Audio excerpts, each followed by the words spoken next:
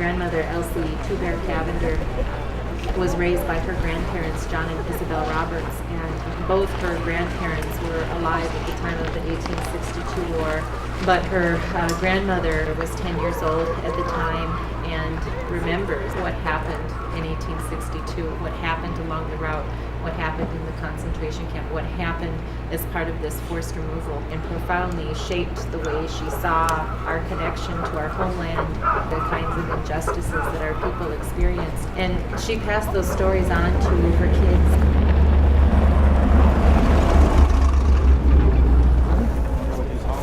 Dakota people need a lot of healing. And whenever we deal with any, like a walk like this, it's part of our healing process.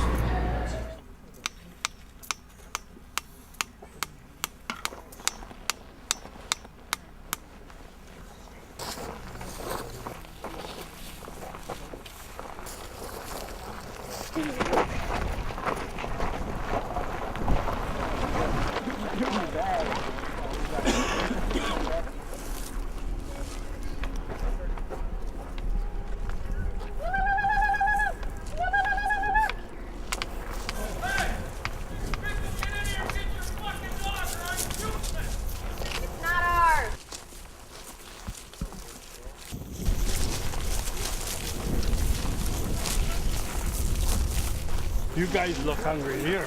We gotta eat it up, get rid of it, because I can't go back in the freezer. I got a few left. You got enough there? Just take another one. I'm going to jackpot now. Pick it up, pick the trap up. Pick the trap up. Coming.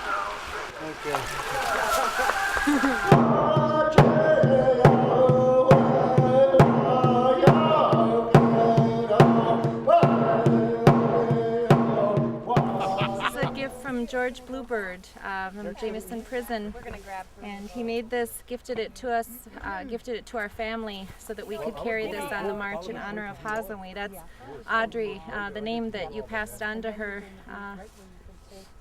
in remembrance of that ancestor from 1862.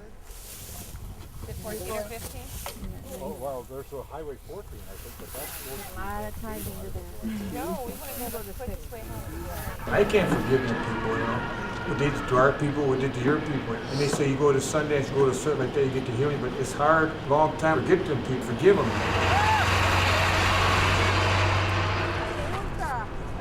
Ko icheyi, shunka ko icheyi.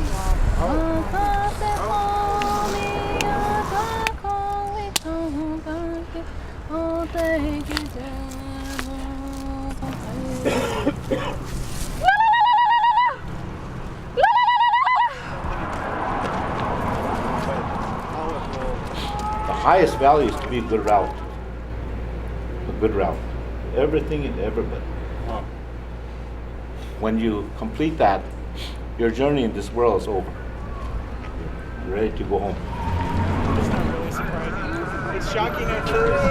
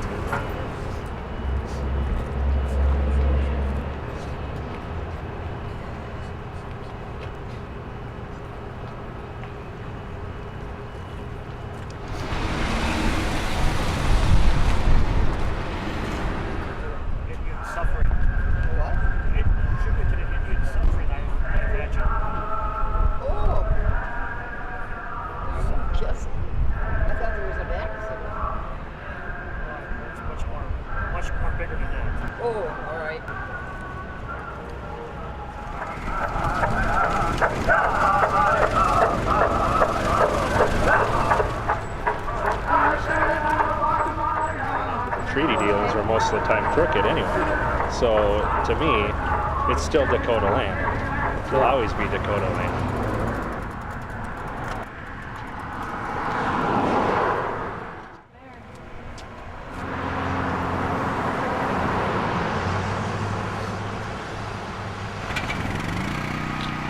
All right, everyone ready to walk? Let's go.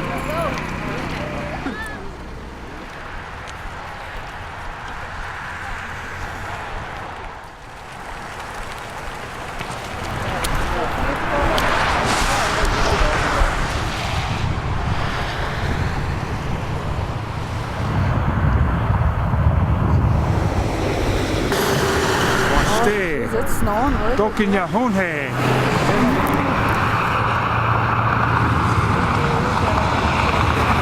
People should not forget that something so terrible happened in Minnesota.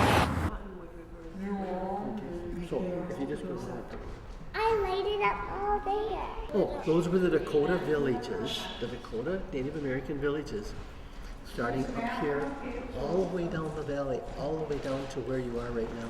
This trail, that trail that I'm oppressed was where the villages were. Yeah, this one? This is where the main part of Mankato was built and where the hangings occurred. For the 38 that were hung on Christmas Day, 1862.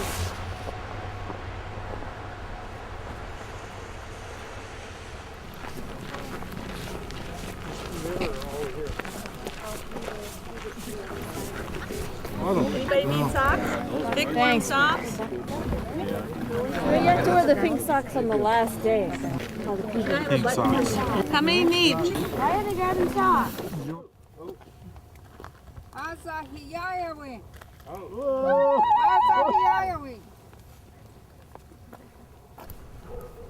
It's really interesting with the Dakota people. It's always an intersection of memory and the location and movement, because as Dakota people, we're semi-nomadic. So we were always moving in constant movement, and we understood that everything has a movement to it. You know, movement is very sacred. Even in our language, the action is very, very important. What's going on, the movement. So for us, our identity is an intersection of all those things, of who we remembering the past, and how that connects to the landscape, and how it connects to movement, how we move within that past and the present. That's something that I think in this march we try to do, is intersecting all those things. This one, under Black Dog, so that's where the Bidawakatuan connection is, right there, with George and But Black Dog, I think we had him on there too, that we had when we did the reburial. George and... There's a Black Dog village right here.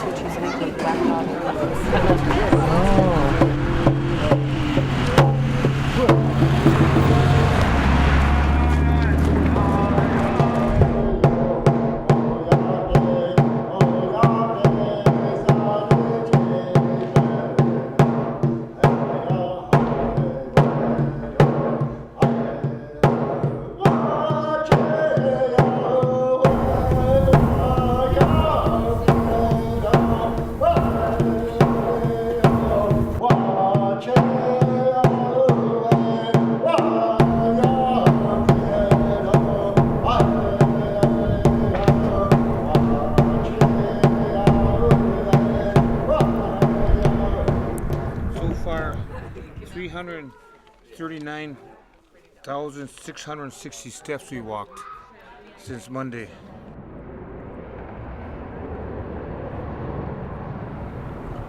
People tell us to move on.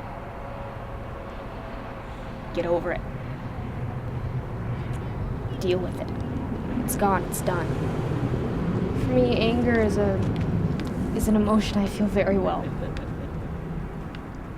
Sadness is always something that can be converted to anger, because anger is productive for me. It helps me get things done.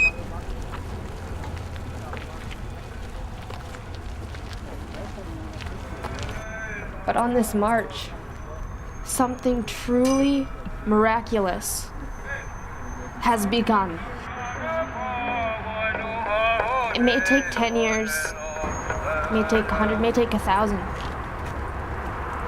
But we are still here, and we can reclaim what's been taken from us. I have to believe that. I have to believe in that. And things like this make me believe it. Get out of my eye.